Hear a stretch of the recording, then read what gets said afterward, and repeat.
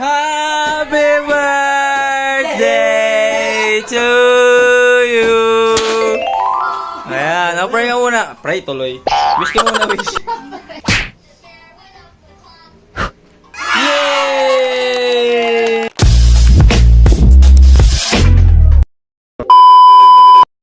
What's up guys, this is your boy Waray Upay and welcome back to another daily vlog.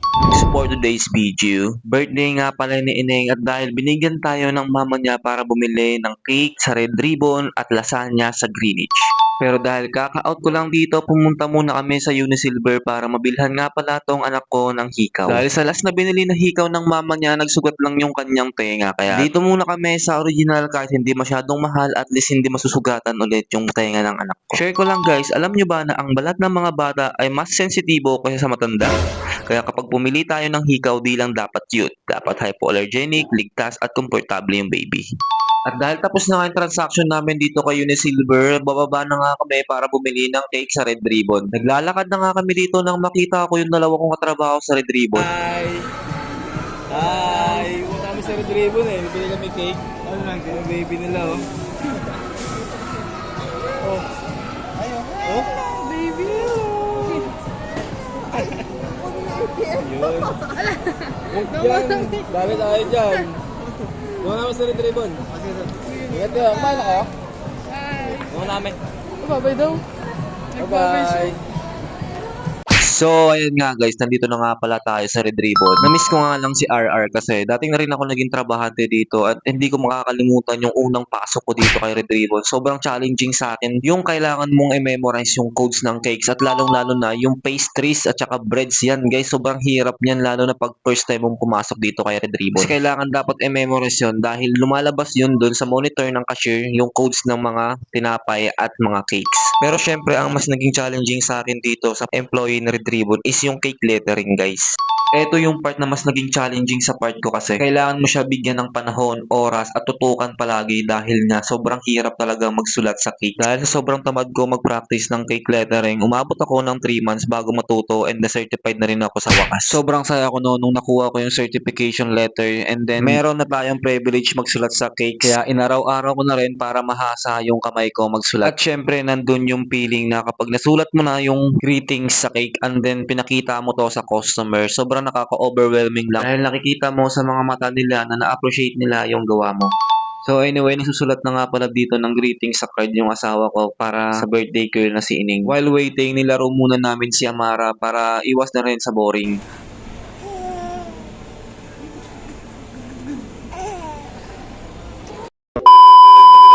So ayan na guys, after 3 minutes, ang bilis ng pagkakakuha. Parang ang ganda ng sulat talaga nito ni Kuya eh. Parang katulad ng sulat ko yun dati, di ba? Pero legit lang guys sobrang ganda talaga ng sulat ko dati. Tinalo ko pa nga yun yung OSS namin dati. Pero ngayon regular na yun si Miss Eder. So, mas maganda sulat ko dun. Tingnan niyo pa, sabihin niyo pa kay Ma'am Joy. Di ba Ma'am Joy? Umanap talaga ng kakampi, no? So, share ko lang din sa inyo guys. Sa katagalan naging parte ako ni Red Ribbon. Na-promote nga ako bilang isang OSS o tinatawag nating on-site supervisor. So, thankful pa rin ako sa dati kong manager na si Ma'am Kel dahil promote mo ako bilang isang OSS. Greenwich naman tayo guys. So, nandito na nga pala tayo sa Greenwich para bumili ng isang lasagna dahil ito ang pinaka-favorite ng ating birthday girl. Sobrang cheesy na nga na ito at sobrang overload sa sarap guys. So, hindi na nga namin pinatagal. Pumila na nga yung asawa ko dito dahil anong oras na mag-aalas 8 na ng gabi ang guys. Dahil baka ang ending mauna yung birthday girl sa bahay at kami ang mahuli. Syempre, di ba, ang pangit naman siguro tingnan nun. Malamang sa malamang walang surprise na mangyayari pag ganun. Binitawan ko nga pala muna dito si Amara dahil sobrang sakit na ng kamay ko at nangangalay na. Hinayaan ko nga pala siya dito muna magtakbo-takbo kahit paano makapagpahinga naman yung kamay ko.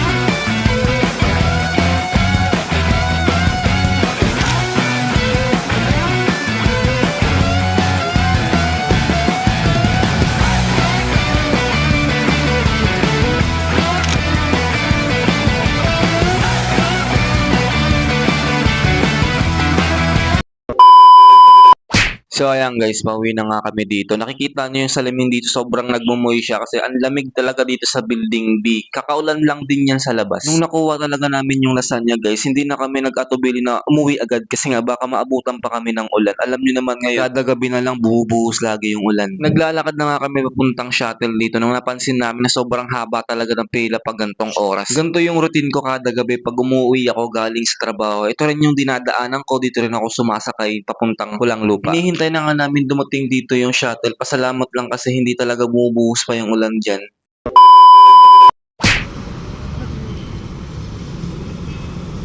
After 10 minutes guys, dumating na rin sa wakas yung hinihintay naming shuttle. Pero naabutan na rin kami dito ng ambon. Hindi naman ganoong kalakas. Pero syempre, may dala kaming baby kaya iniingatan din namin yan. Sumakay na nga agad kami dito ng misis ko sa shuttle kasi nga baka maabutan pa kami ng malakas na ulan. Sana naman hindi, diba? Pero may times kasi na hindi naman umuulan talaga sa Las Piñas and umuulan dito sa Parañaque.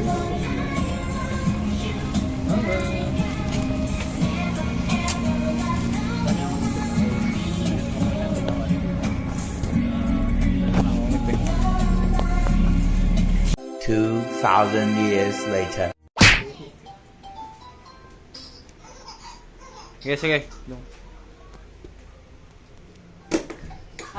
Happy birthday to you.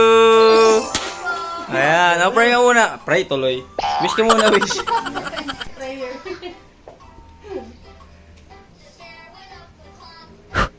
Yay!